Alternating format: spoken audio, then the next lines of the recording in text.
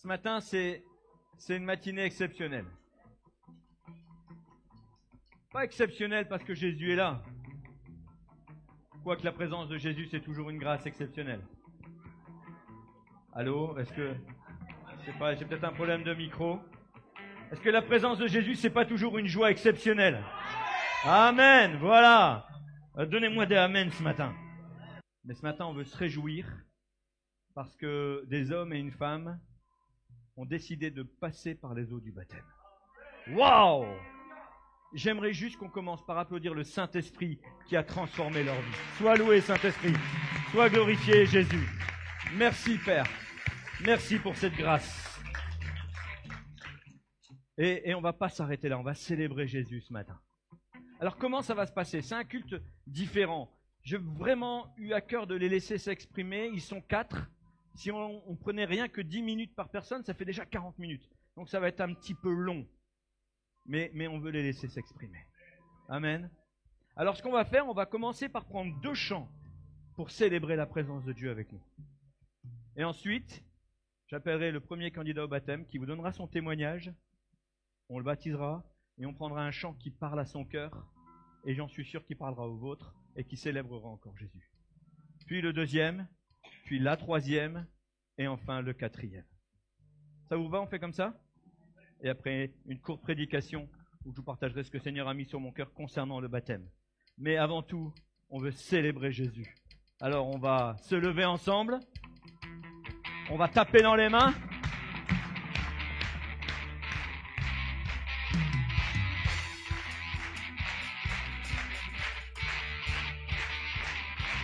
Je veux chanter toute ma vie. Je veux chanter toute ma vie. Mon Dieu, je t'aime. Toi mon ami. Je veux crier. Ma joie de vivre. Je ne peux pas me contenir. Que ma louange te plaise.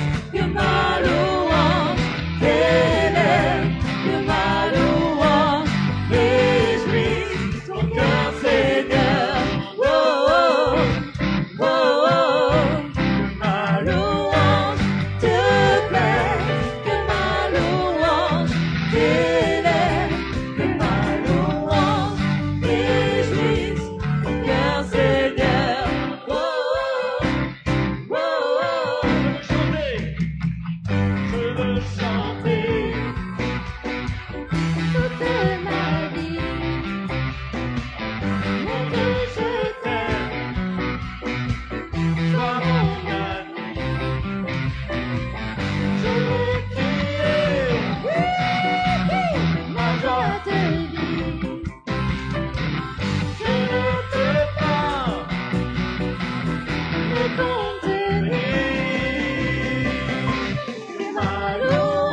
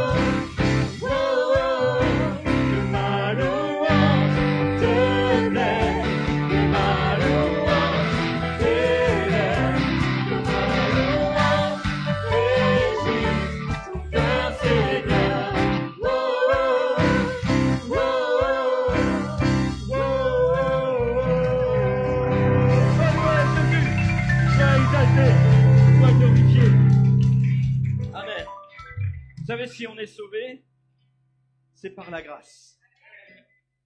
Et vous savez, la grâce suffit à elle-même.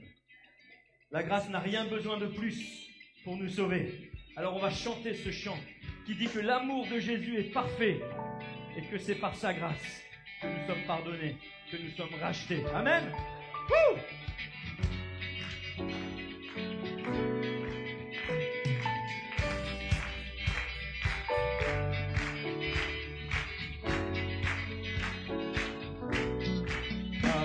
Amour parfait, tu t'es donné à la croix pour tout effacer de mes péchés.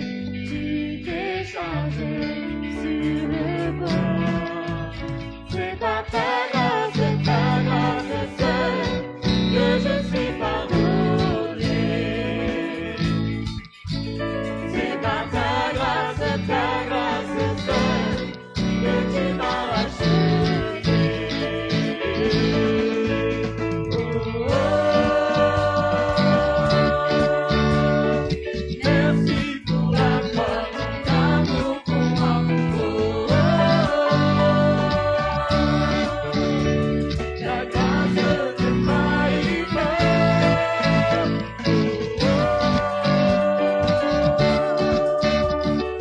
Merci pour la croix, ton amour pour moi. Oh, oh. Ta grâce ne faillit pas. Alléluia, Jésus. Ta grâce est parfaite. Sois loué, sois glorifié, Seigneur. T'adorons. Viens de prouver, de justifier ton pardon. J'ai immérité tous mes efforts, ne suffiraient à me sauver. C'est par ta grâce seule que je suis pardonné. C'est par ta grâce seule que tu m'as racheté. Oh, oh. Merci pour la croix, ton amour pour moi. Oh, oh. Ta grâce ne faillit pas. Oh, oh.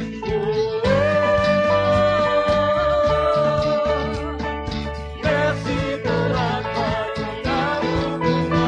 Oh, oh.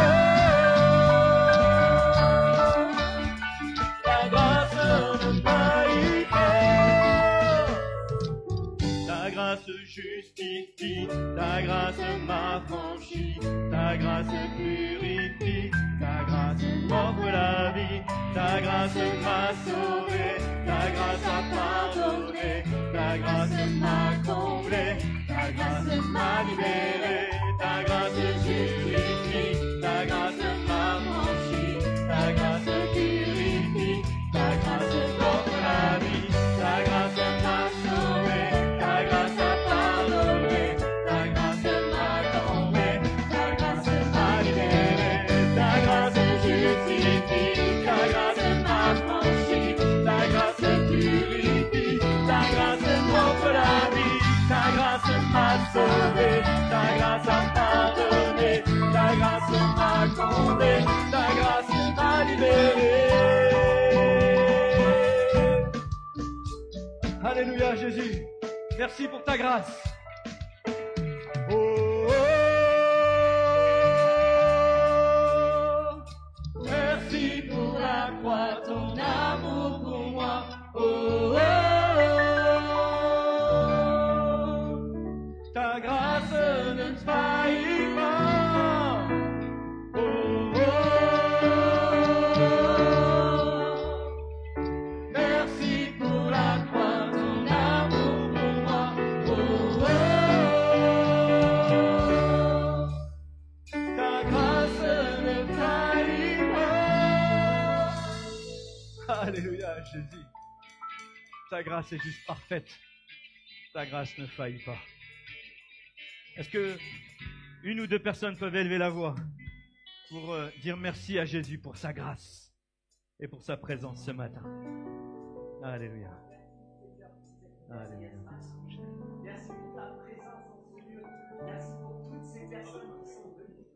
Seigneur, que tu puisses apporter cette bénédiction particulière à eux. Merci à tous ces baptisés qui viennent faire ce grand pas aujourd'hui. Seigneur, sois glorifié pour tout ce que tu as fait dans leur vie. Je suis un peu spoilé dans cette histoire, je connais une partie de leur témoignage, mais Seigneur, quelle grâce tu leur as donnée.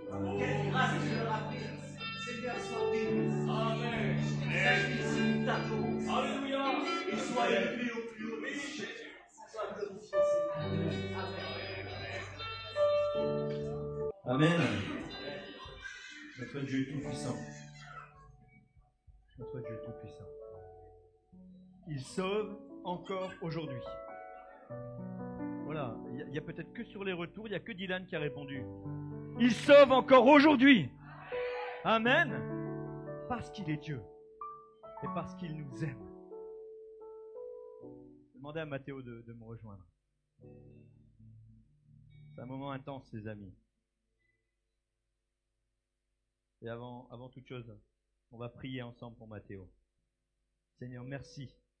Merci pour ce que tu as fait dans la vie de cet homme. Merci Seigneur pour la grâce que tu lui as accordée de te rencontrer. Merci Seigneur parce que tu as conduit toutes choses jusqu'à aujourd'hui. Et Seigneur, il accomplit maintenant que la vie d'hier a été faite pour l'amener jusqu'à ce moment précis où à partir d'aujourd'hui, Seigneur, il va changer de direction totalement pour marcher dans tes voies, avec toi, et vivre une vie comme jamais il aurait pu l'espérer. Parce que Seigneur, tu es celui qui va sublimer sa vie. Et nous te rendons grâce au nom de Jésus. Amen. Moi, je vais vous raconter comment j'étais avant d'arriver à l'église, comment je suis arrivé à l'église et pourquoi je me fais baptiser aujourd'hui. Ma toute première relation avec la religion, c'était en maternelle. J'ai un oncle à moi que j'aime beaucoup qui est décédé. Et du coup, je commençais à peine à comprendre le principe de la mort. Sauf que pour moi, je comprenais pas pourquoi je pouvais plus lui parler. Donc ma première relation avec la religion, c'était que j'écrivais des lettres que j'essayais d'envoyer au paradis. Ensuite, j'ai grandi et tout a changé quand je suis arrivé au lycée. Parce que dans ma famille, c'était un petit peu compliqué. Et, la personne avec qui je passais beaucoup de temps, c'était mon grand-père. Et un petit peu arrivé en terminale, il a fait une chute et il est parti à l'hôpital. Et moi, j'ai commencé à prier, même si j'allais pas à l'église, pour qu'il aille mieux. Et malheureusement, quelques mois plus tard, il est décédé. Et à partir de là, je suis devenu très dépressif. C'est-à-dire que j'étais tout le temps très triste et je croyais plus en rien. Et j'ai même essayé plusieurs fois de m'ôter la vie avec des médicaments et ça n'a pas marché. Et du coup, un petit peu avant d'arriver en classe de terminale, je demande au Seigneur, je lui dis, mais si jamais, parce qu'en fait, c'est dur à dire, mais quand on est dépressif et qu'on veut partir, ne pas y arriver, c'est frustrant parce qu'on se dit, même pour ça, on n'est pas bon, quoi. Genre, on est vraiment bon à rien du tout et c'est compliqué à dire. Et du coup, un petit peu avant, je prie, je demande, mais si jamais je peux pas partir, qu'est-ce que je fais? Parce que je suis perdu, vraiment, je sais pas quoi faire. Et un petit peu après, du coup, j'arrive en classe de terminale. Et même au niveau amis, je considère que je suis un peu seul à ce moment-là parce que la plupart, ils sont là pour profiter.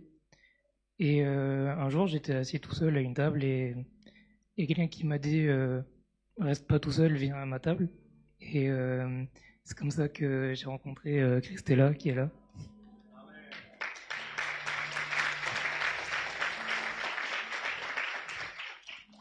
Et on s'est tout de suite bien entendu et c'est elle qui m'a emmené ici. Je me suis vite plu ici, donc ça fait presque 1 an maintenant que je viens quasiment tous les dimanches. Et donc le gros vide en moi s'est comblé. Et si je veux me faire baptiser, c'est parce que j'avais envie d'avancer dans la foi. Et depuis peu, grâce aux prières de JB et de Fred, je suis convaincu que le Saint-Esprit vit en moi.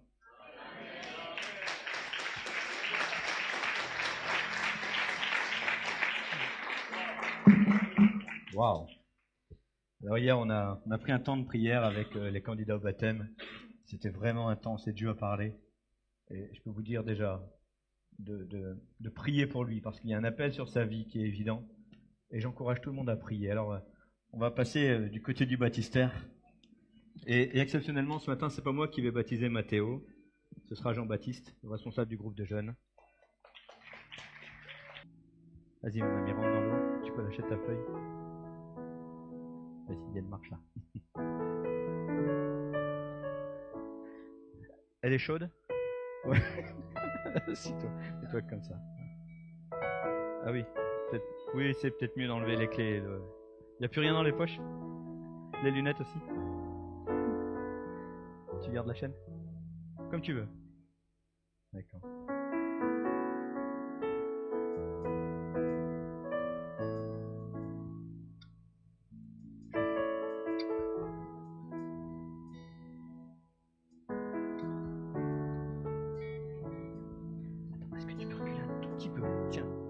Monte là, ma chérie, monte. Voilà. Mets-toi là. Voilà, hop. Et toi, tu peux venir ici, comme ça. Voilà. Comme ça, tout le monde voit. Vas-y, assis-toi. Les jambes comme ça. Et avance un peu, sinon on va te claquer la tête sur le mur. Mathéo, tu as pris la décision de te faire baptiser. Est-ce que cette décision est libre? Est-ce que c'est ton propre choix? Est-ce que tu crois que Jésus est ton Seigneur, ton Sauveur et ton Maître? Est-ce que tu veux lui donner l'entièreté de ta vie? Sur la confession de ta foi, je te baptise au nom du Père.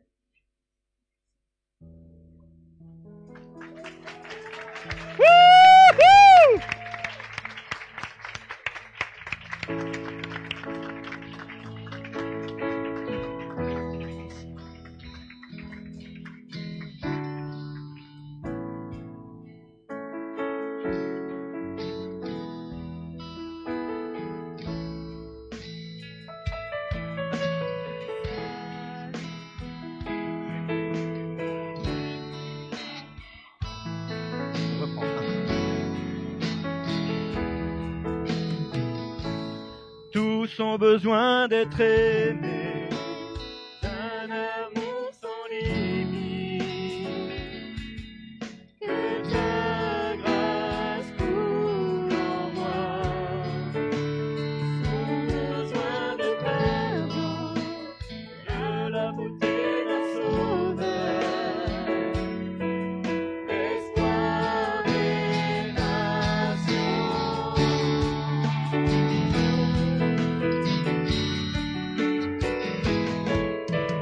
Pour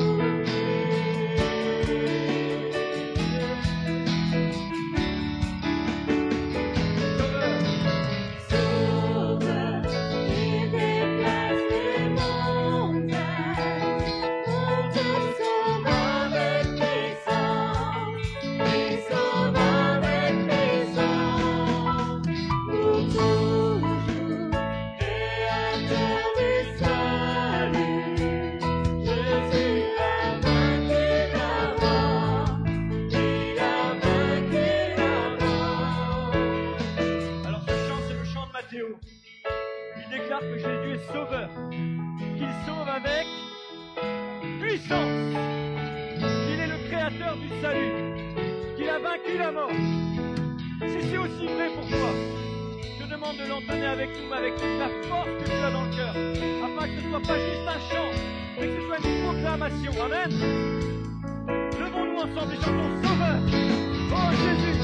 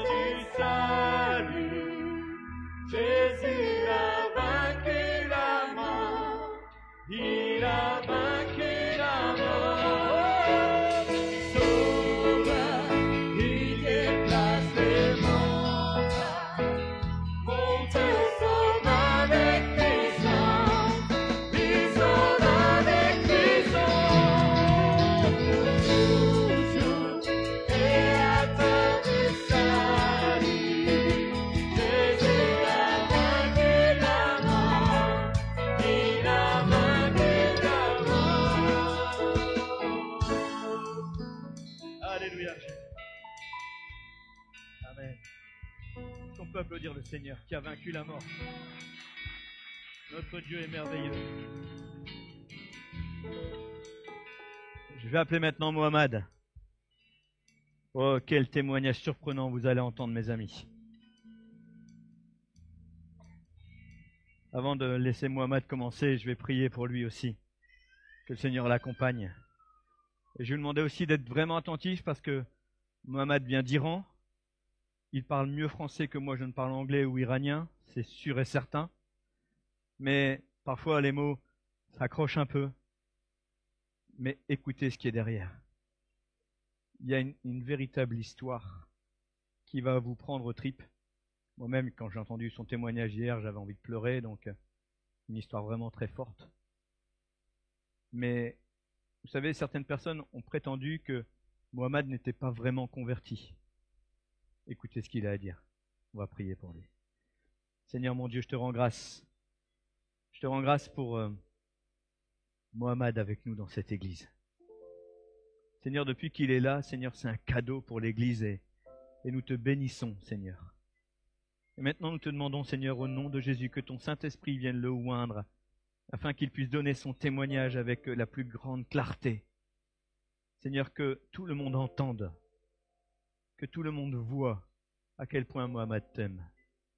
Oh Seigneur Jésus, magnifie encore ton grand nom dans sa vie. Amen. Bonjour à toutes. Merci.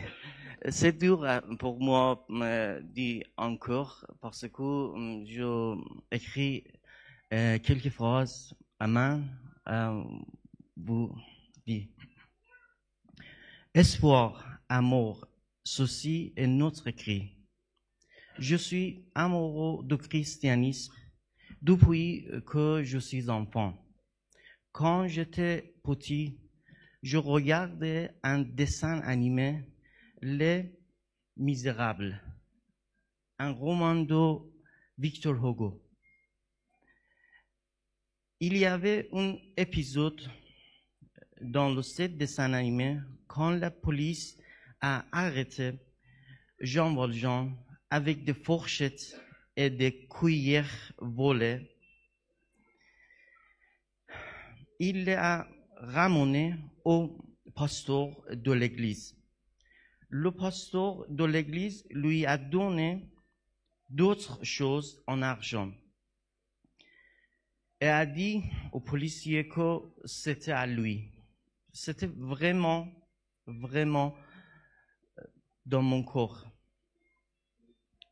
J'ai quitté l'islam en toute connaissance, de cause pour de nombreuses raisons, dont les plus évidentes sont la violence, la discrimination à l'égard des femmes, à beaucoup de raisons. Mais je respecte tous les gens et tous les croyants. Je n'ai pas eu aucune religion pendant près de 6 années. Jusqu'à mon ami et mon collègue m'a initié au christianisme et que j'ai tout perdu. Je retourne dans ma famille. Le problème, quelques mots, beaucoup de temps, il m'a dit que quand tu as le problème, il te montre le chemin et il te donne quelque chose que tu as besoin. En sortant d'Iran, je suis mort plusieurs fois et il a été le seul qui m'a sauvé, comme toujours. Et maintenant, je suis tranquille car Jésus est là. Merci à vous.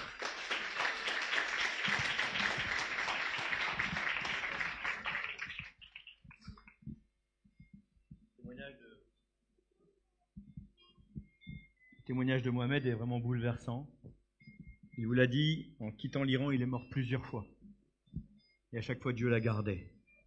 Jusqu'à l'amener ici, dans une église où il a davantage compris quel était le christianisme que son ami, qui est décédé à cause de sa foi, avait prêché. Alors, Mohamed, aujourd'hui, tu as pris la décision seul de te faire baptiser ? Oui, Tu as décidé de devenir un disciple de Jésus. oui, bien sûr. Toi qui as servi l'islam pendant quelques années, Oui. tu as changé de maître. Oui, bien Alors sûr. nous allons passer dans les eaux du baptême. Merci.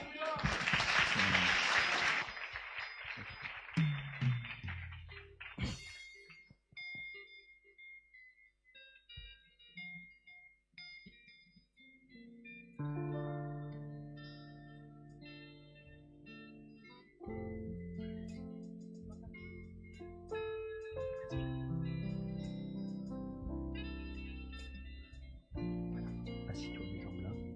Ouais, non, comme ça.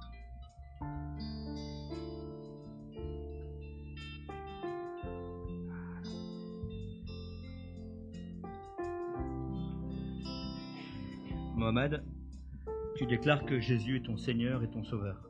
Oui, Tu veux qu'il soit ton maître. oui, Tu as décidé aujourd'hui de marcher dans toutes ses voies et de le suivre pour le reste de ta vie. oui. Sur la confession de ta foi, je te baptise au nom du Père, du Fils et du Saint-Esprit.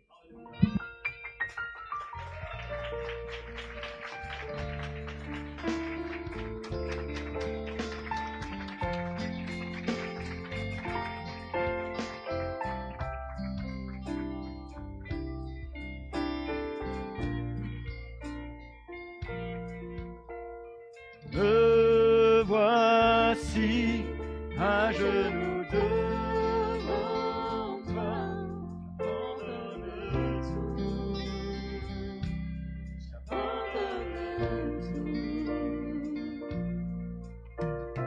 Ce désir, alors que tu m'attises, d'être avec toi. D'être avec toi. Je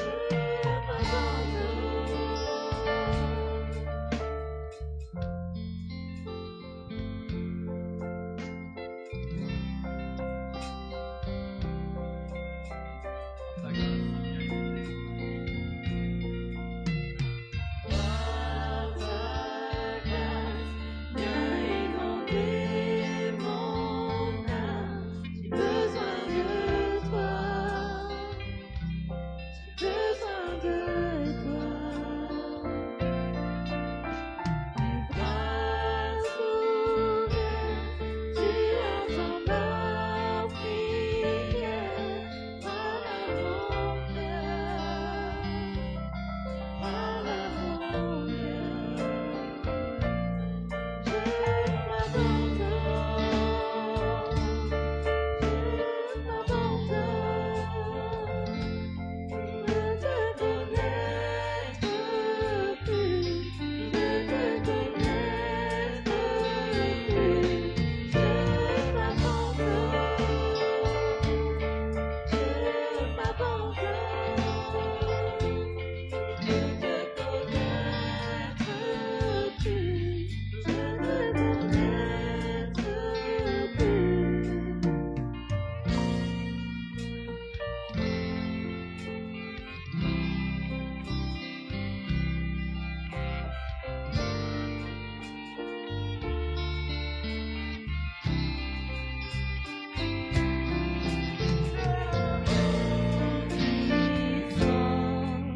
Souffle maintenant,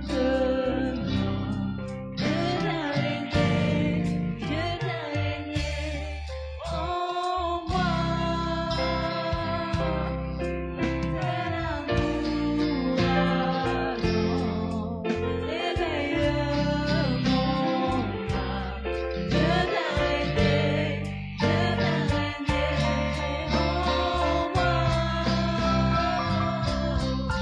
Tel un vent puissant, souffle maintenant. Dieu t'a régné en moi. Tel un ouragan, éveille mon âme. Dieu t'a régné en moi. Tel un vent puissant, souffle maintenant. Dieu t'a régné en moi. Tel un ouragan, éveille mon âme. Dieu t'a régné en moi.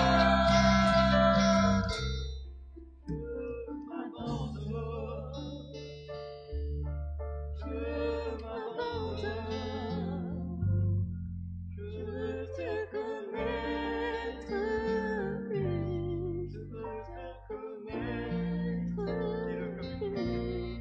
Je m'abandonne. Je m'abandonne. Je veux te connaître plus. Je veux te connaître plus.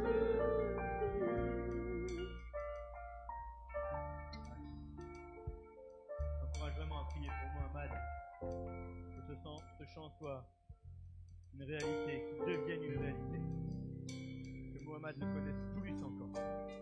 Amen. Alléluia. C'est un moment maintenant particulier pour moi.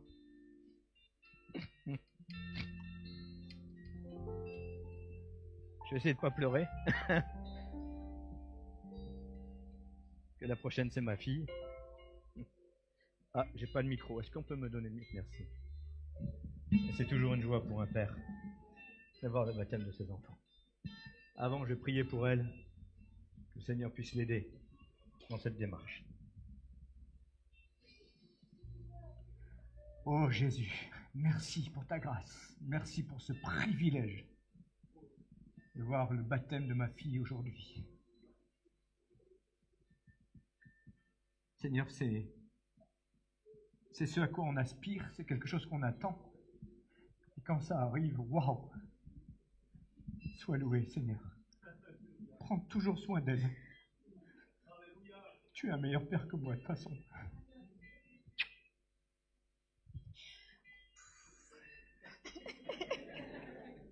Ah bah merci.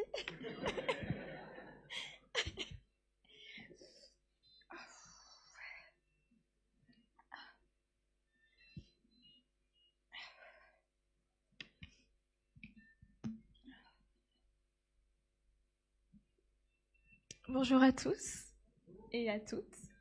Je vais me présenter rapidement. Je m'appelle Elodie Albrecht, j'ai 18 ans et je viens de passer le bac. Je suis l'heureuse troisième enfant de Sylvie et Fred, que vous connaissez, j'imagine. J'ai ainsi grandi dans une famille chrétienne. J'allais plus jeune dans une école chrétienne et tout le monde autour de moi a toujours parlé de Jésus. J'étais baignée dans tout ça et j'ignorais même que le monde extérieur à ma vie ne vivait pas dans cette pensée. J'ai donc eu une enfance heureuse dans l'insouciance la plus totale. J'ai la chance d'avoir 2 parents merveilleux qui ont toujours tout donné pour le bonheur de leurs 4 enfants. Ce sont pour moi des piliers et des modèles. J'ai donc jamais manqué de rien, j'ai au contraire toujours été gâtée. Tout semblait ainsi parfait, tout allait pour le mieux dans le meilleur des mondes. Ce ne fut malheureusement pas si simple puisqu'il y a eu bien des années qui se sont écoulées de ces années candides jusqu'à aujourd'hui. J'ai eu la chance par mon éducation basée sur des convictions fortes et une relation de totale confiance avec mes parents d'être préservée de tant de choses mauvaises pour moi. Pourtant, dans ma vie, du jour au lendemain et sans comprendre ce qui m'arrivait, j'ai ressenti un vide, un énorme gouffre. D'une enfant heureuse, j'étais devenue une ado qui subissait une vie qui n'avait aucune saveur pour elle. Les seules amitiés auxquelles j'étais attachée m'ont laissée. J'étais dans ce sentiment si dur de se sentir si vide dans une foule. La période du collège n'était pas simple. J'ai reçu des commentaires blessants, marquants et j'ai connu des injustices. À cet âge où on devient une jeune femme, l'acceptation de la personne que l'on devient n'est pas simple.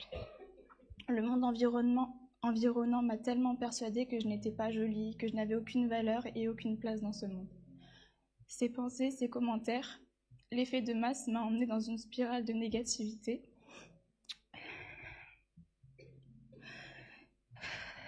Je me suis auto-dégoûtée. Cette négativité en moi est restée ancrée pendant des années. Je tentais de le dissimuler et je pensais que j'y arrivais plutôt bien. Je suis de nature très pudique et parler comme je le fais devant vous aujourd'hui est une épreuve pour moi. Je suis toujours venue à l'église, mais je ne venais pas dans une démarche particulière. C'était juste la routine du dimanche matin et puis Dieu existait, mais seulement pour les autres dans ma tête. La petite personne que j'étais pensait que Dieu ne se souciait pas de moi, que d'autres personnes en avaient plus besoin que moi. Néanmoins, j'ai toujours su qu'il veillait sur ma famille. Aujourd'hui, le Dieu de mes parents, c'est mon Dieu, et je sais qu'il m'aime, et qu'il aime chacun d'entre nous.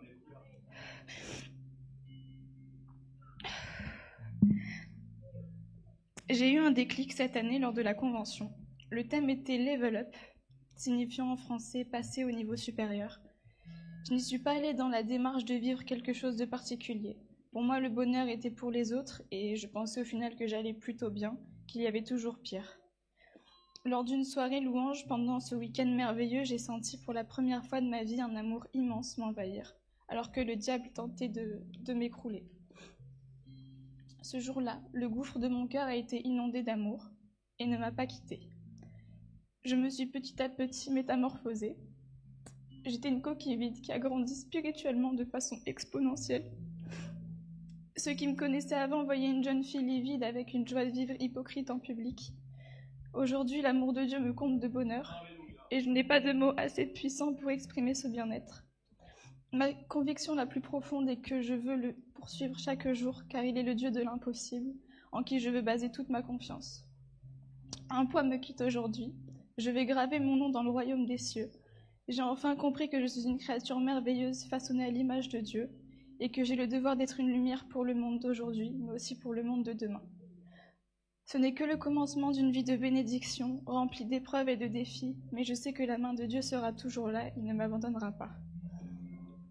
Le verset qui me tient à cœur depuis des mois, sur lesquels j'ai pu faire un partage avec le groupe de jeunes, c'est Josué 1,9.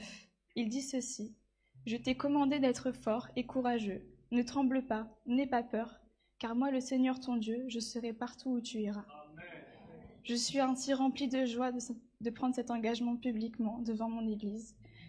Vous êtes tous une source de bénédiction pour moi. Alors, merci de m'avoir écouté. Amen.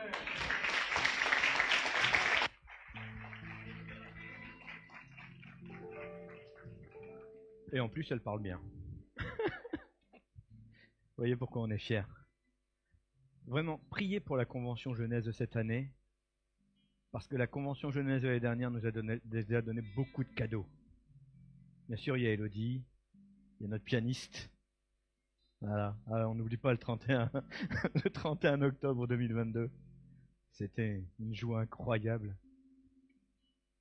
Mais une décision a été prise et on va passer dans le baptistère.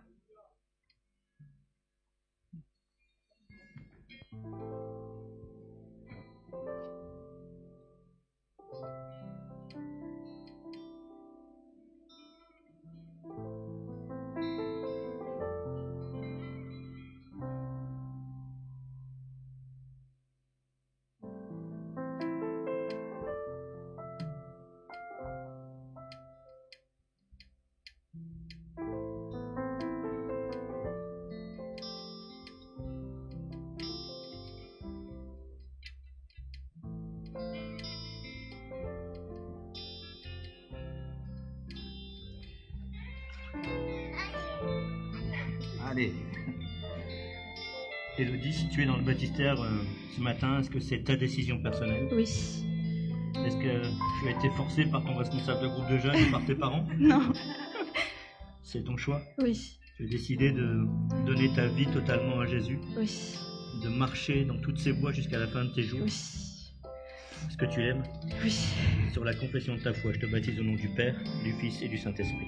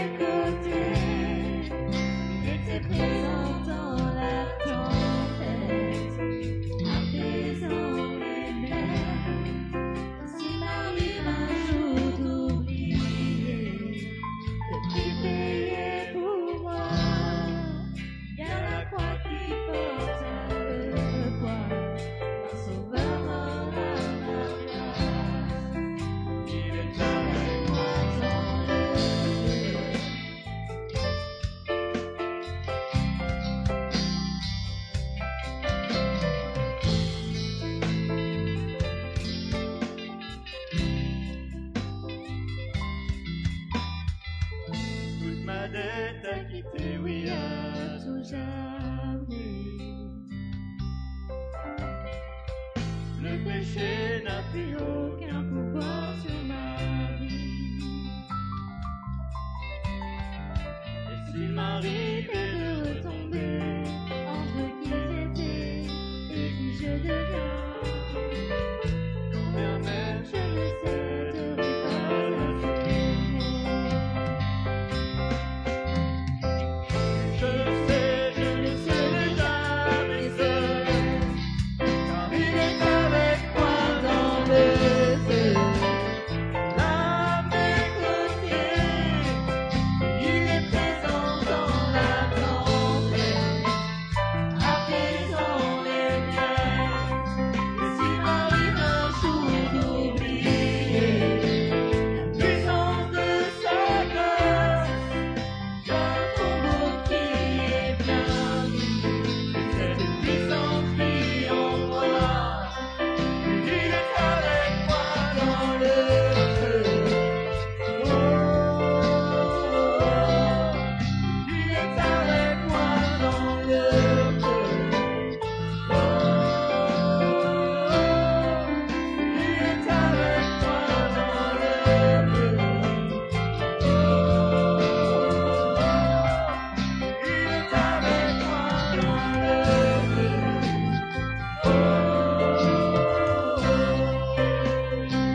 Et je vois la lumière dans les ténèbres, alors qu'elle brille devant lui. J'entends dans les cieux un rugissement quand sa gloire nous envahit. Sans la terre trembler, là sous nos pieds, alors que l'ennemi s'effondre, rien ne peut nous séparer. Rien ne peut nous séparer.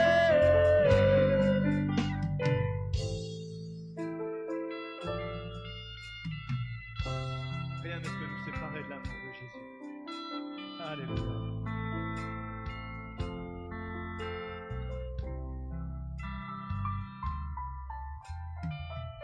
Il n'y a aucun autre nom comme le nom de Jésus. Lui qui était et qui sera jamais. Peu importe ce qu'il adviendra, Entre qui je suis et qui je deviens, je sais, je ne serai jamais seul. Oh oui, je sais, je ne serai jamais seul, car il est avec moi dans le feu. À mes côtés, sera présent dans la tempête, apaisant les nerfs.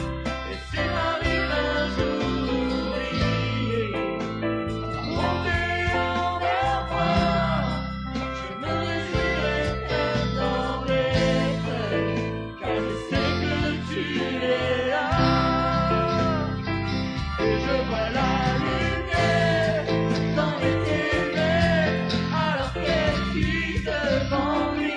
J'entends dans les cieux un rugissement quand sa gloire nous envahit. Dans la terre trembler, là sous nos pieds, alors que les cieux s'effondrent, rien ne peut nous séparer. Rien ne peut nous séparer. Sera avec moi dans le feu, à mes côtés, il sera présent dans la tempête, apaisant les mers. Et s'il m'arrive un jour d'oublier la bonté envers moi, je me réjouirai même dans l'épreuve, car je sais que tu es là. Je me réjouirai même dans l'épreuve, car je sais que tu es là. Oh, je me réjouirai même dans l'épreuve, car je sais que tu es là.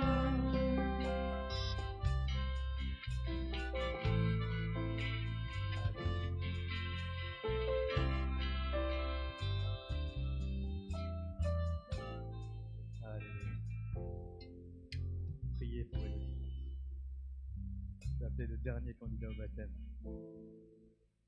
Dylan Waro. Je lui ai laissé l'occasion de s'exprimer, mais d'abord, je vais aussi prier pour toi. Tu peux donner le micro. Seigneur mon Dieu, je te rends grâce pour Dylan. Seigneur, on a chanté, je me réjouirai même dans l'épreuve, car je sais que tu es là. Et je sais que Dylan a traversé de nombreuses épreuves. Mais tu as toujours été là, et aujourd'hui, c'est lui qui est là. Nous nous réjouissons, Seigneur, pour cette décision qu'il a prise. Seigneur, cette date, c'est pas lui qui l'a choisie. C'est toi qui l'as choisie pour lui. Et nous te le recommandons au nom de Jésus. Amen. Alors bonjour, je m'appelle Dylan, j'ai 22 ans. Avant, quand j'étais petit, j'étais à l'église, je suivais ma mère, même si je voulais pas trop. J'étais pas vraiment dans l'église, pour moi c'était pas ma place. Pour moi, dans ma tête, j'étais autre part. Pour moi, c'était un autre chemin. Après, j'ai arrêté d'aller à l'église, je suis arrivé en France, j'ai connu des potes, des amis, tout ça, à la fête. Je m'amusais, je fumais, tout ça. Et un jour, j'ai acheté une trottinette pour le travail, tout ça. J'ai eu un accident de trottinette. Je savais pas ce que j'avais. Je partais comme au travail, j'avais mal au poignet, mais pour moi, je m'en foutais. Et un jour, ma sœur, elle m'a dit de venir à l'église. Viens, moi, je lui disais non, moi, je viens pas, parce que je sais, ça va faire comme avant, quand j'étais petit, ça m'intéressait pas. Et un jour, je sais pas, j'ai décidé d'aller. J'ai dit à ma sœur, c'est bon, je viens avec toi. Et je suis venu à l'église, j'ai rencontré le pasteur Fred, le pasteur Dylan. Et après, j'ai eu Jean-Baptiste, excusez-moi. J'ai connu Jean-Baptiste, il m'a mis dans le groupe de jeunes. Et j'ai eu des témoignages qui m'ont rappelé moi. Je me sentais pas bien, on a commencé à prier, je voulais m'enfuir tout, mais je pouvais pas. J'avais du mal à respirer, je me sentais comme un genre emprisonné. Et le lendemain, j'ai décidé d'aller quand même à l'église. Mais j'avais encore ce monde en moi. Aller, en fait, j'aimais trop danser, en fait. Et j'avais le témoignage de Diane qui disait, on dit à nos potes, on dit à nos amis, ouais, on est chrétien.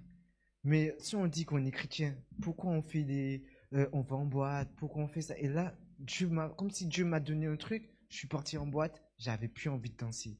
J'étais là, je regardais mes collègues, j'avais plus envie, j'ai dit à mes collègues, ça y est, c'est fini, je vais plus.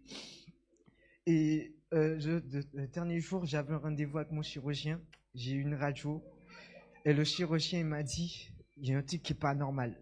Et là, je me dis, qu'est-ce qui va pas? Je regardais ma mère, je dis, qu'est-ce qui va pas? J'avais peur. Et là, il me dit, c'est bizarre, t'as aucune séquelle. Où je t'ai pris l'os, le bout d'os, il n'y a pas de anomalie, il n'y a rien. Il n'y a rien. Et dans ma tête, je dis, c'est grâce à Dieu.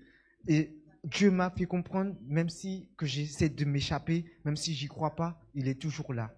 Il est toujours là. Et c'est là que j'ai compris. Et c'est pour ça que je vais me faire baptiser, pour qu'il me montre le chemin, qu'il me garde, que je reste avec lui. Amen.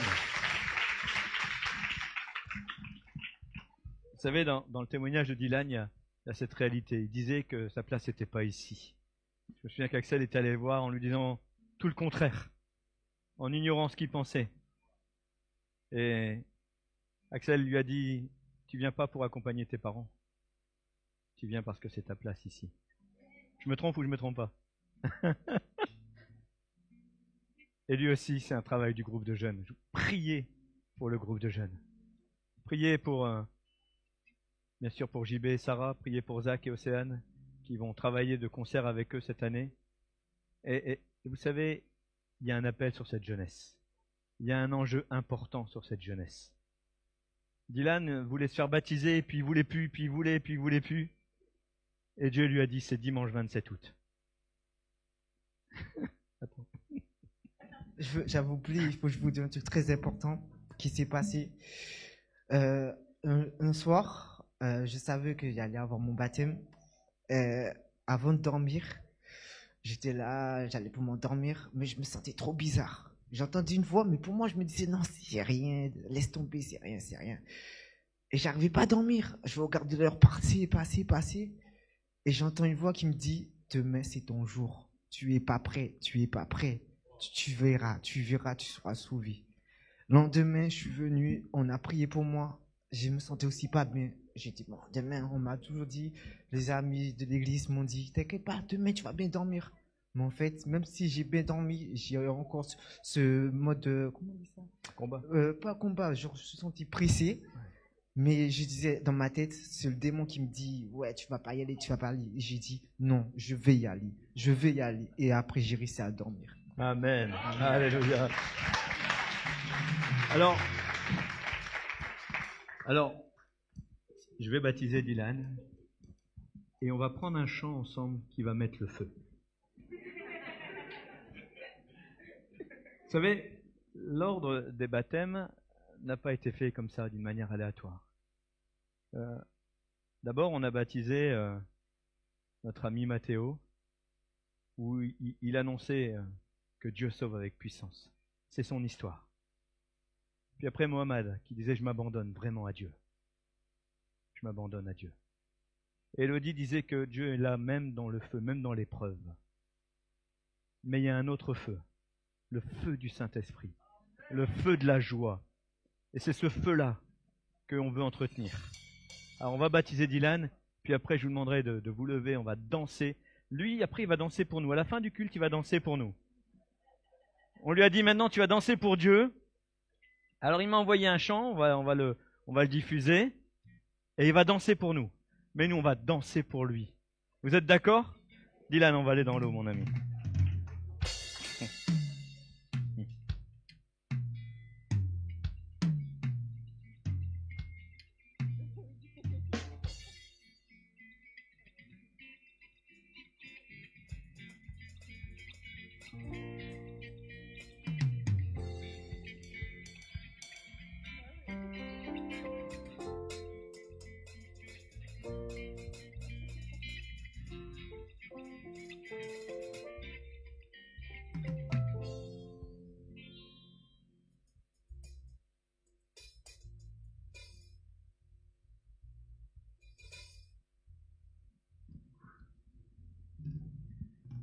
Dylan, tu es aujourd'hui dans ce baptistère, est-ce que c'est ta propre et unique décision? Oui, Est-ce que tu as décidé de suivre Jésus pour le reste de ta vie? oui, Est-ce qu'il est ton Seigneur, ton Sauveur, ton Maître? oui.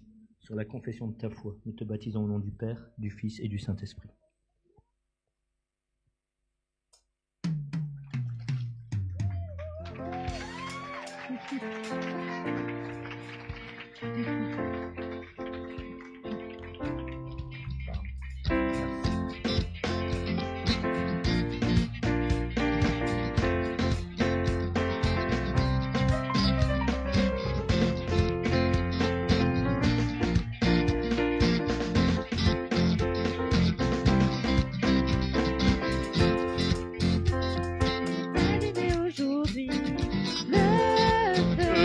Est allumé aujourd'hui.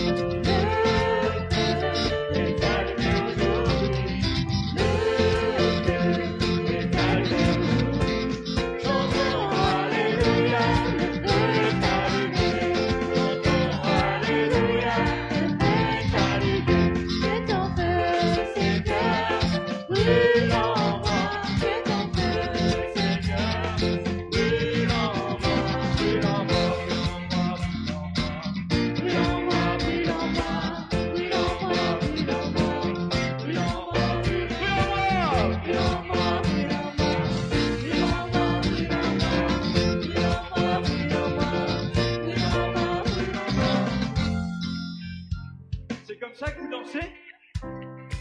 Alors moi je suis en train de danser et j'ouvre les yeux et vous êtes là. Est-ce que le feu est allumé aujourd'hui? Ouais, le feu est allumé aujourd'hui. Le feu est allumé aujourd'hui. Le feu est allumé aujourd'hui.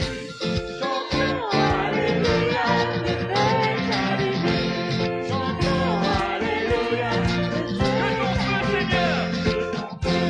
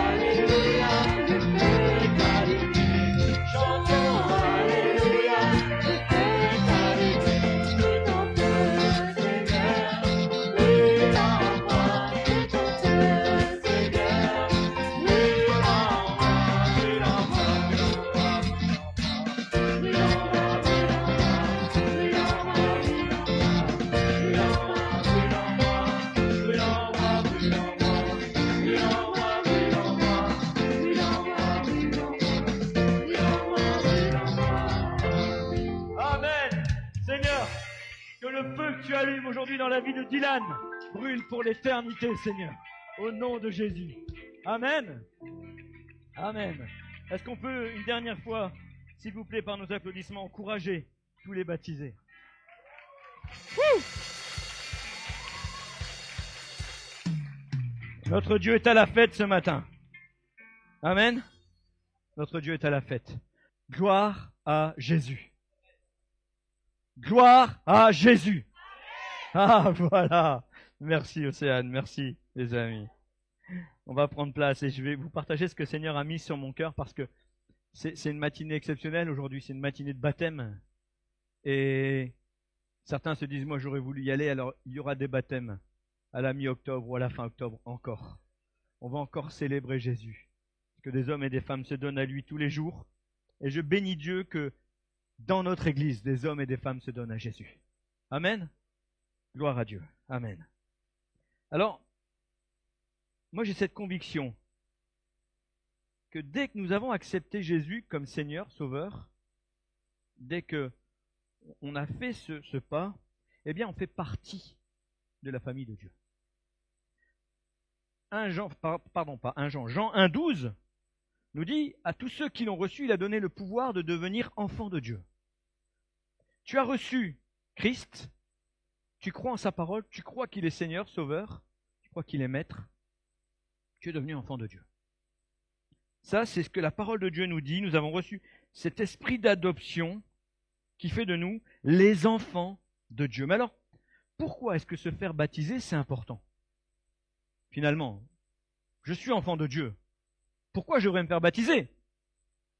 Alors, la première des raisons, c'est que déjà Jésus nous a demandé de le faire. Il y a deux choses que Dieu nous a demandé de faire, c'est se faire baptiser et de partager ensemble la scène. Voilà ce qu'il nous a demandé. Et même si mes discussions avec certains chrétiens m'ont permis de réaliser que tout le monde n'est pas d'accord avec ce que je vais vous exprimer maintenant, n'allez pas croire que ce soit doctrinalement complètement déplacé, ça n'a rien à voir. C'est simplement qu'on n'est pas tous d'accord. Moi, j'aime comparer le baptême à un mariage. Voilà. Et on en parlait hier avec les candidats au baptême, quand on les a reçus. C'est comme un mariage. Alors quand JB a dit ça, ça m'a fait plaisir, parce que ma prédication était quasiment écrite. Et je me suis dit, vraiment, on est sur la même longueur d'onde. Pour moi, la conversion ressemble aux fiançailles. Je découvre le fiancé. Je découvre Jésus. Je réalise son amour pour moi et en retour, je l'aime. Alors, je décide de me convertir. D'ailleurs, la conversion, c'est quelque chose de personnel. Et je vais alors découvrir la famille de mon fiancé, la famille de Jésus. D'abord, je vais connaître son père. Waouh! Connaître l'esprit qui l'anime, l'esprit qui le guide. Et comme la personne qui se convertit donne sa vie à Jésus, eh bien apprend à connaître Dieu, apprend à connaître le Saint-Esprit et même finalement l'Église. Parce que nous sommes la famille de Dieu.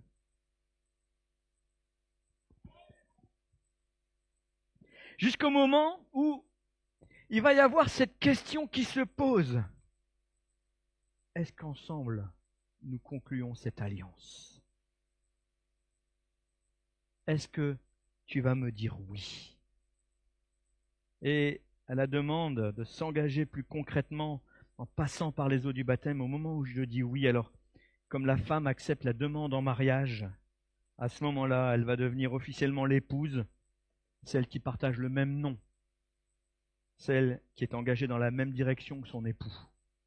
Et nous, les enfants de Dieu, on va partager le même nom et on s'engage dans une même direction. Marcher sur le chemin qui est Jésus. La nuance, et là je vous l'accorde, réside dans le fait que bien avant cette démarche, déjà le Père nous considère comme ses enfants. J'en veux pour preuve la parabole du fils prodigue. Le fils prodigue est loin, mais le Père, c'est quand même le Père. Et le Fils, c'est quand même le Fils. Et Dieu l'aime, avant qu'il se convertisse. Et si tu n'es pas encore converti, entends ce matin que Dieu t'aime. Et peut-être que le mot « convertir » te fait peur. Faut pas que tu en aies peur. C'est du vocabulaire, mais c'est juste recevoir l'amour de Dieu, le comprendre. C'est ça, se convertir. C'est rien de plus. C'est pas changer de religion. C'est pas devenir d'un seul coup un béni oui-oui, une grenouille de bénitier. Ça n'a rien à voir. Se convertir, c'est comprendre l'amour de Dieu pour nous et décider d'y répondre. C'est ça, se convertir. Il n'y a rien de plus facile, de plus beau. Alors oui, le Père nous considère déjà comme ses enfants. Il nous invite à sa table, il prend soin de nous. Et tous les beaux-pères ne font pas ça. C'est vrai. Et tous les beaux-pères non plus ne considèrent pas tous les épouses comme leurs enfants. Contrairement à Dieu, qui nous considère comme étant son enfant.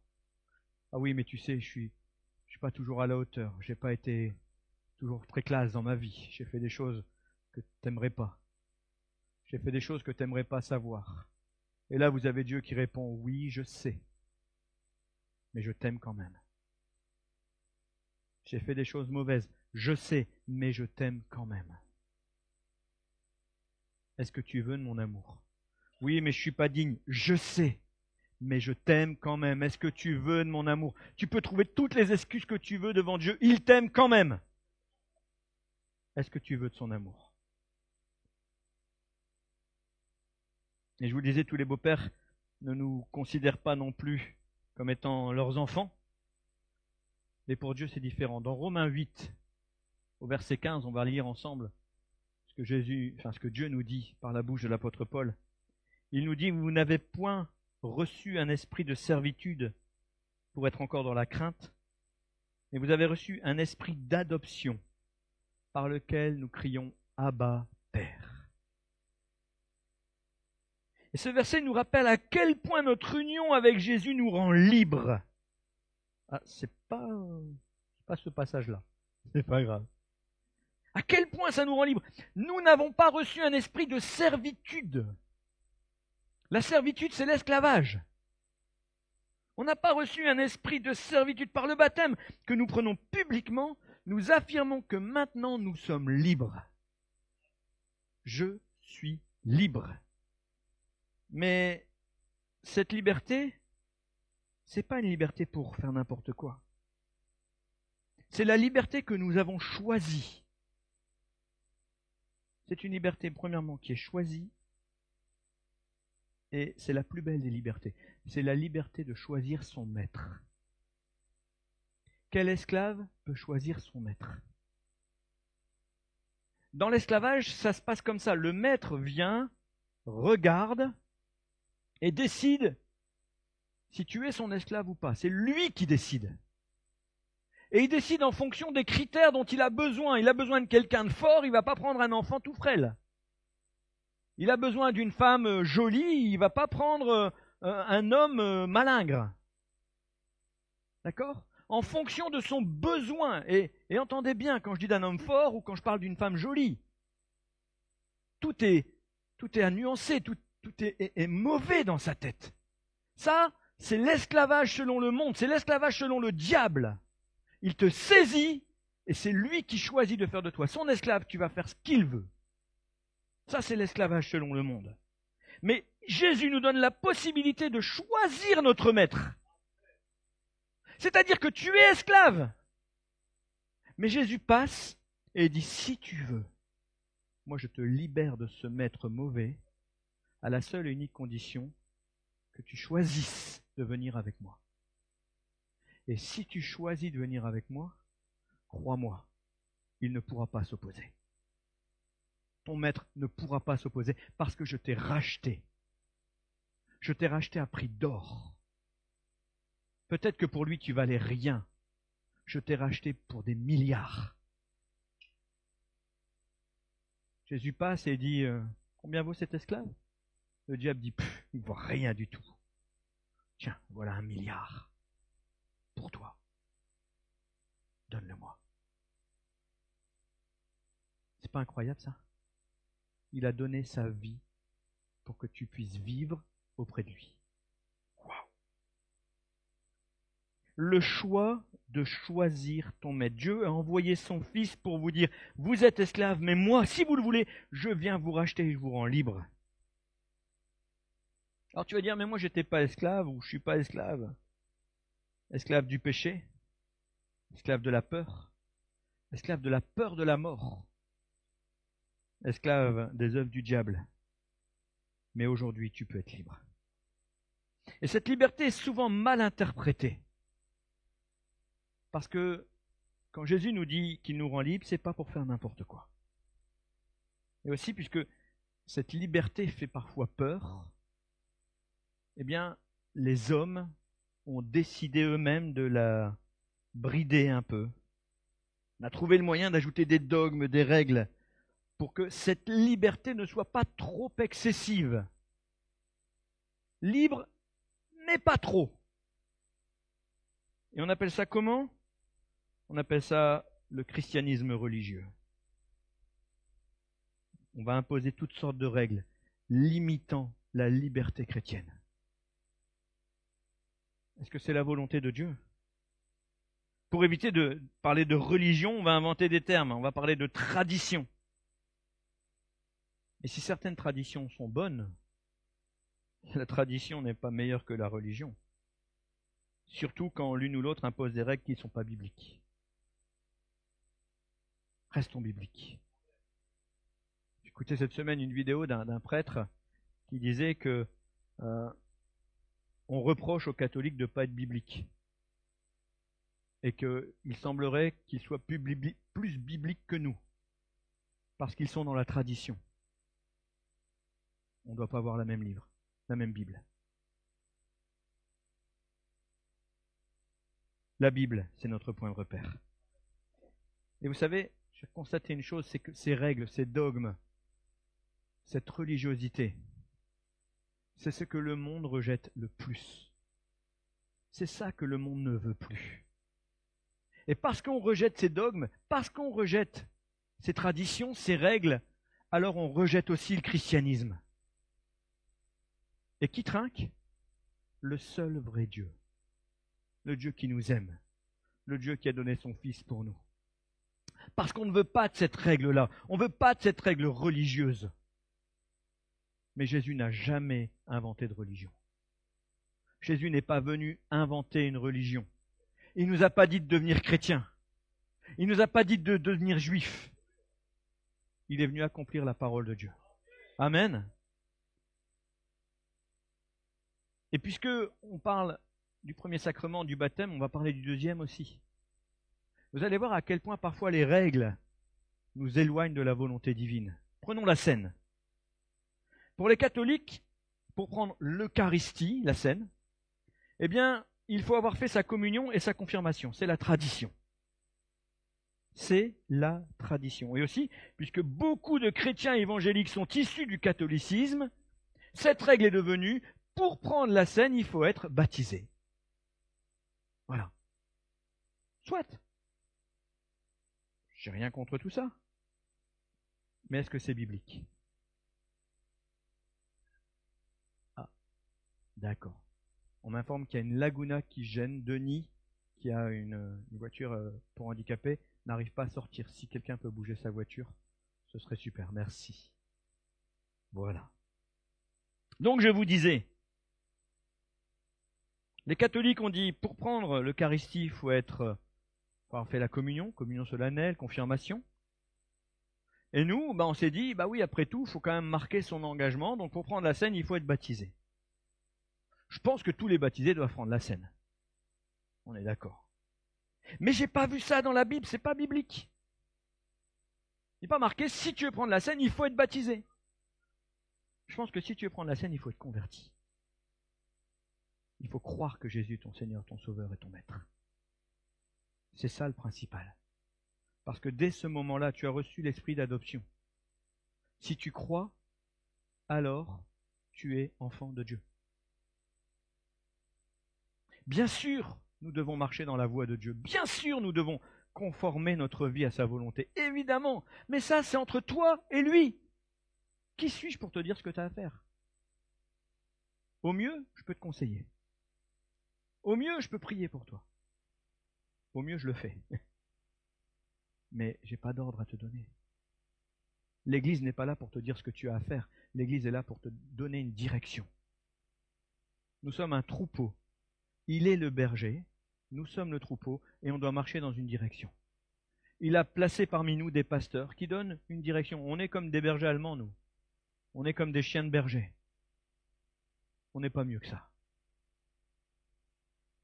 Mais j'ai beaucoup aimé ce qu'a dit Axel la semaine dernière concernant la scène. Et c'est ce partage d'Axel sur la scène très court qui m'a vraiment donné mon message ce matin. En se basant sur 1 Corinthiens 11, il est venu casser quelques idées reçues, peut-être même sans s'en apercevoir, mais sur ce passage, de nombreuses églises et même de nombreux chrétiens véhiculent une certaine appréhension à prendre la Sainte Seine. On est là avec cette pression. Si tu te sens pas bien, si tu te sens pas digne, surtout tu la prends pas. Ne prends pas une condamnation contre toi-même. Alors j'ai relu 1 Corinthiens 11, à partir du verset 27 jusqu'au verset 29. Et forcément, c'est un texte que vous connaissez. C'est pourquoi celui qui mangera le pain et boira la coupe du Seigneur indignement sera coupable envers le corps et le sang du Seigneur. Que chacun donc s'éprouve soi-même et qu'ainsi il mange du pain et boive de la coupe, car celui qui mange et boit sans discerner le corps du Seigneur mange et boit un jugement contre lui-même. Or, ce chapitre-là, chapitre 11, est directement précédé par le chapitre 10. Je vois que vous savez compter à l'envers. 1 Corinthiens 10, 16 nous dit « La coupe de bénédiction que nous bénissons n'est-elle pas la communion au sang de Christ ? Le pain que nous rompons n'est-il pas la communion au corps de Christ ?» Alors, soit j'ai du mal à comprendre ce que je lis,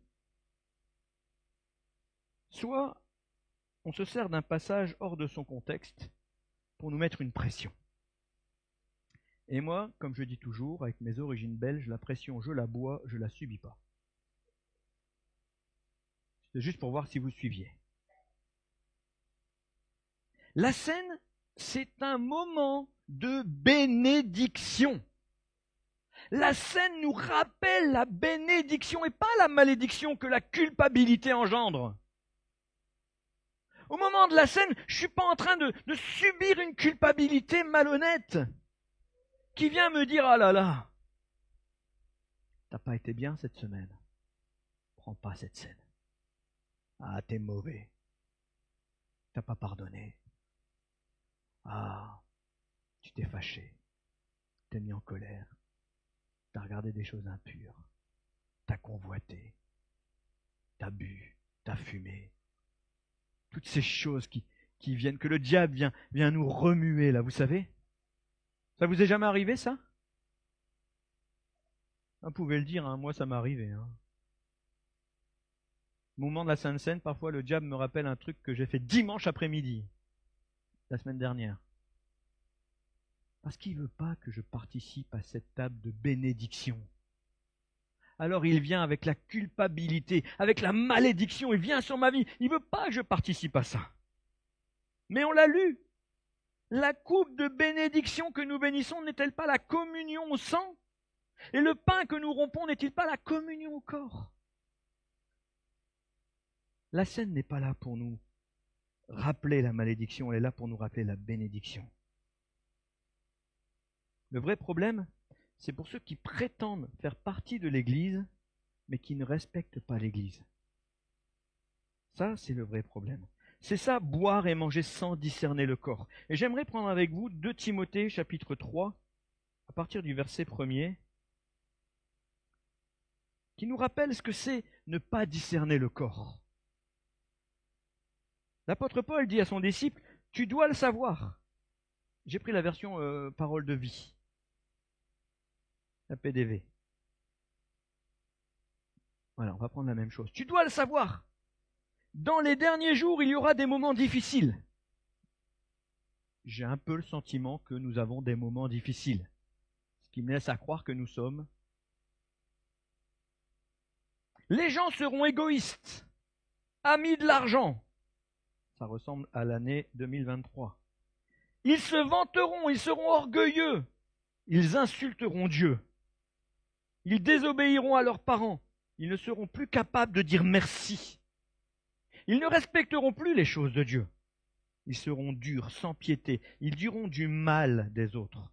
Ils mèneront une vie de désordre. Ils seront cruels, ennemis du bien. Ils trahiront les autres. Ils seront violents. L'orgueil les rendra aveugles. Ils aimeront le plaisir au lieu d'aimer Dieu. Alors, on ne va pas lire la suite tout de suite. Qu'est-ce que vous pensez de ces gens-là? Des païens. Des gens du monde. On est d'accord? Puis il ajoute, au verset 5, ils feront semblant d'être fidèles à Dieu, mais en réalité ils rejetteront la puissance de la foi. Tourne le dos à ces gens-là. Il parle d'hommes et de femmes qui viennent dans nos églises. Allô? Est-ce que vous entendez?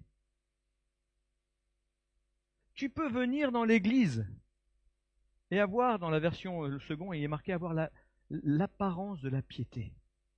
Mais tu en rejettes ce qui en fait la force.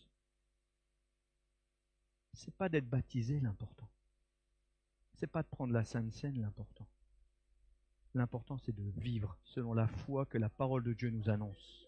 Amen. Et moi, ce qui me bouleverse ici, c'est que vraiment, quand je lisais ça, ils seront orgueilleux, ils insulteront Dieu. Je me disais, ah oui, on est vraiment plein dedans, Seigneur, le monde est comme ça. Et ils feront semblant d'être fidèles. On parle de nous. On parle d'hommes et de femmes qui se donnent une apparence. Mais Dieu voit au-delà des apparences. Amen. C'est ça, prendre un jugement contre soi-même quand on prend la scène. C'est mépriser l'Église. C'est mépriser la grâce. C'est juste appartenir à la bonne religion. Mais la religion ne sauve personne. Pas même les Juifs. Et je vous l'ai dit il n'y a pas très longtemps, la bonne religion, c'est le judaïsme. Ce n'est pas le christianisme, parce que Jésus n'est pas venu annoncer le christianisme. Il est venu accomplir le judaïsme. Amen. Nous ne sommes pas le peuple élu, nous sommes le peuple racheté, greffé au peuple élu. Alors en nous coulent les effluves du peuple élu, gloire à Dieu, d'accord? Mais le peuple élu, Romains 11, 29, c'est les Juifs. Et vraiment, la semaine dernière, Axel m'a mis un uppercut dans le cœur, parce qu'il a dit, la semaine dernière, considérez la valeur du pain. Le pain et le vin. Est-ce qu'on peut considérer un instant ces choses-là? Que représentait le pain à l'époque de Jésus? Le pain à l'époque de Jésus, c'était la base de toute alimentation. Le pain, c'est le moyen de se fortifier.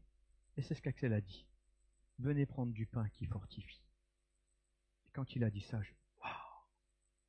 J'ai dit à Axel qui m'avait percuté. J'ai compris quelque chose la semaine dernière. Prendre le pain, c'est venir chercher un fortifiant pour ma vie. C'est pas venir prendre une condamnation. C'est venir quelque chose qui va me rendre plus fort pour la semaine.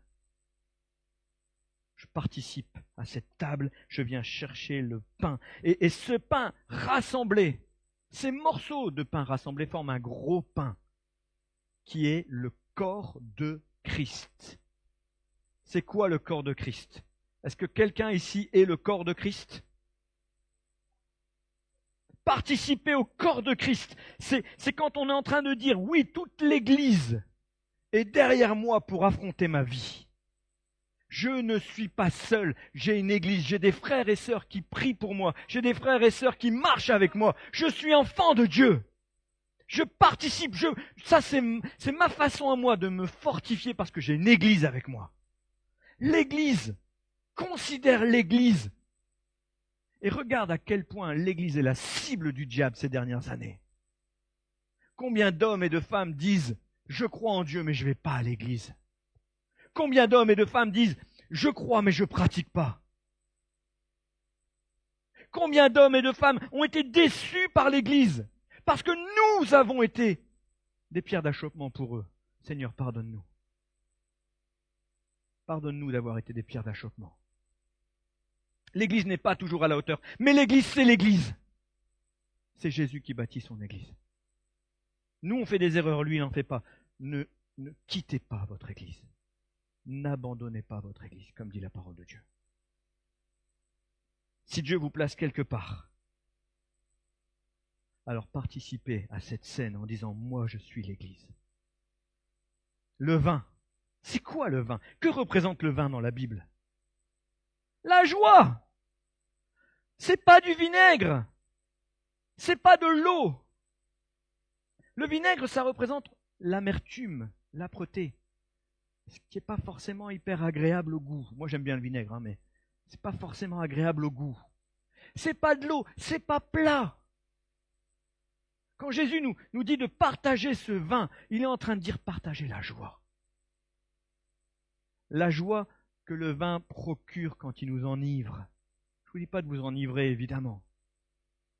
De grâce, restons sobres. On a droit de prendre une petite goutte d'alcool de temps en temps. On a le droit de se faire plaisir, mais ne tombons pas dans cette addiction. Aussi utile soit le vinaigre, aussi utile soit l'eau. C'est principalement ce que je bois, de l'eau. C'est nécessaire l'eau, c'est nécessaire le vinaigre. Mais là, Jésus nous dit, venez chercher de la joie. Venez chercher des forces et venez chercher de la joie. Je veux que quand vous êtes ensemble, chaque fois que vous vous réunissiez, vous fassiez ceci en mémoire de moi. Je suis celui qui veut vous donner de la force, celui qui veut vous donner de la joie. Et ça, c'est ce que j'ai compris la semaine dernière, quand Axel nous a partagé la scène.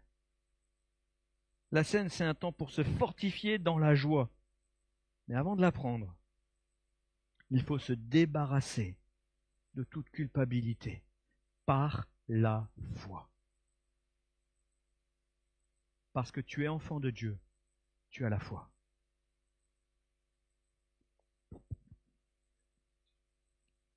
La Bible dit, il faut que celui qui s'approche de Dieu croie qu'il est le rémunérateur de ceux qui ont foi en lui. Si tu t'approches de Dieu, aie la foi.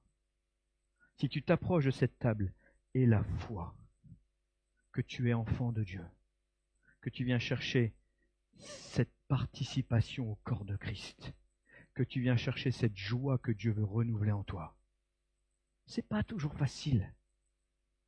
Vous savez, une semaine de baptême, ce sont des combats immenses pour une famille pastorale.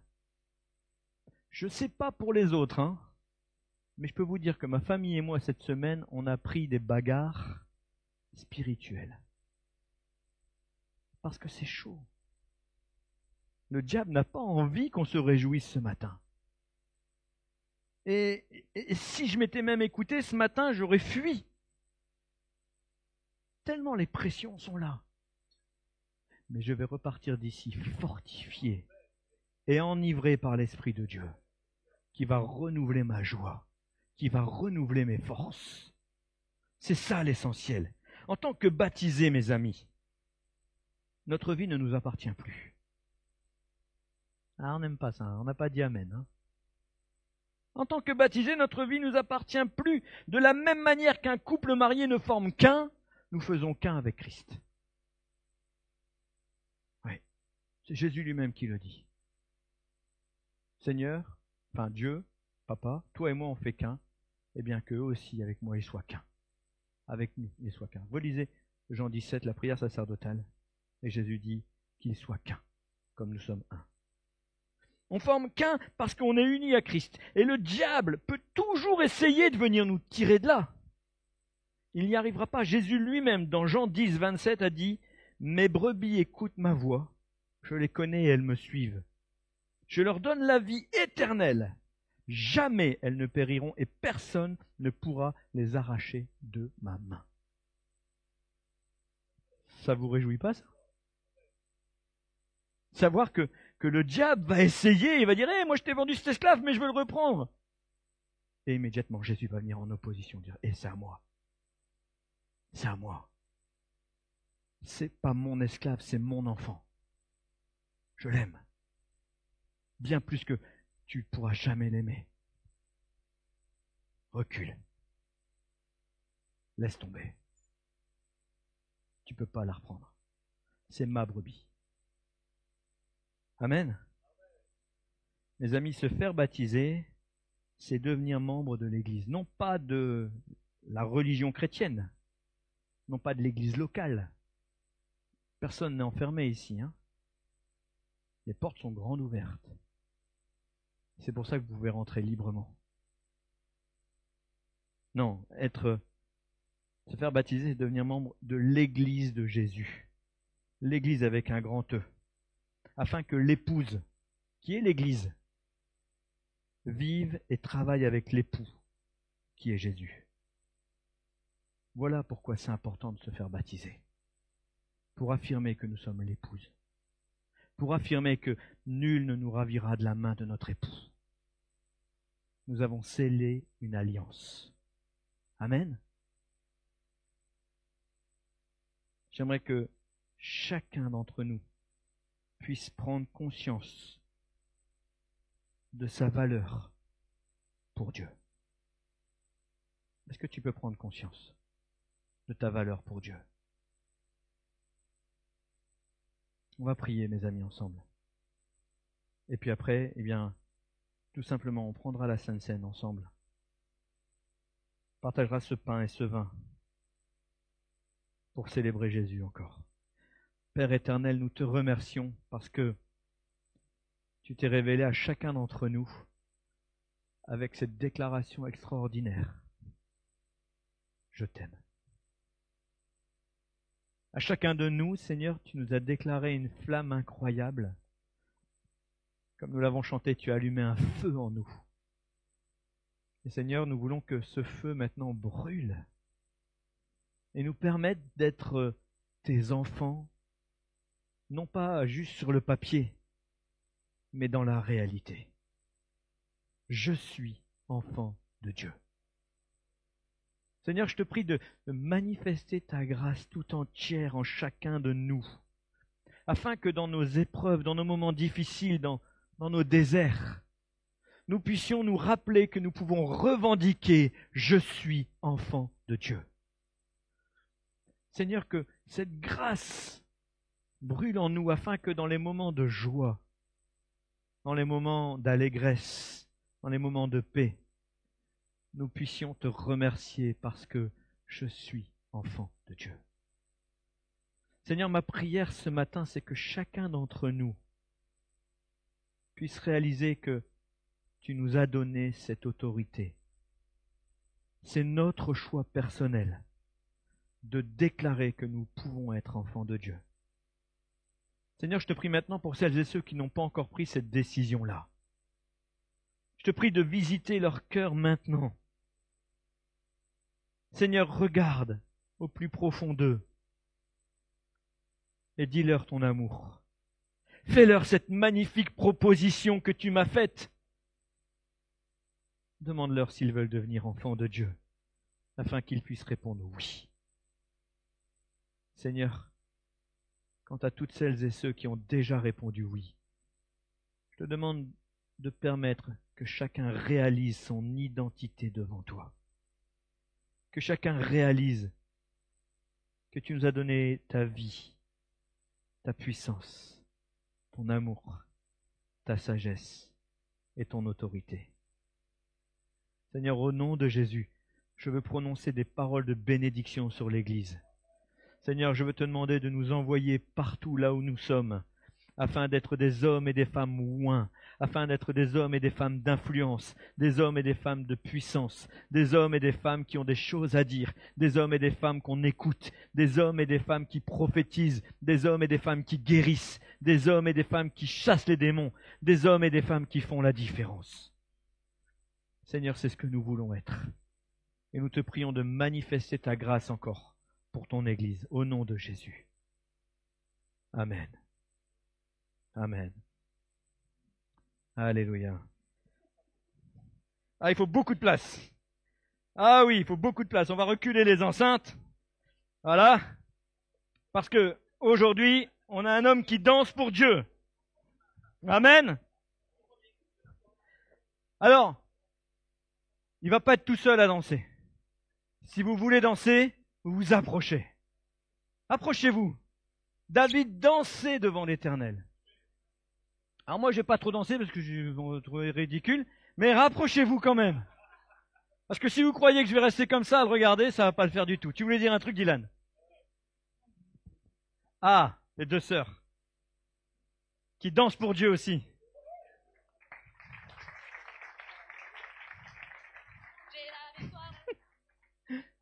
C'est bon?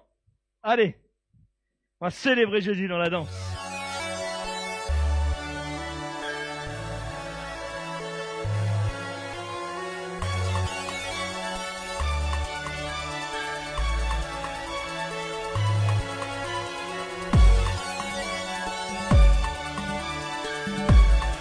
Es-tu pour nous ou pour nos ennemis?